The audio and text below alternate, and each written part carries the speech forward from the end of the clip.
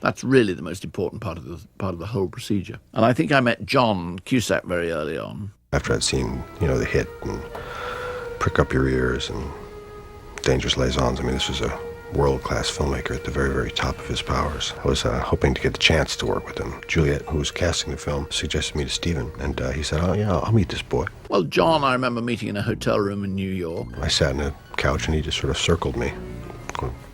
I hadn't seen any of John's films. Asked me a few questions, and then said, "All right, then." But on meeting John, I'd seen that he was, I could believe in him, in the character, basically. That was it. It was the strangest meetings I can remember.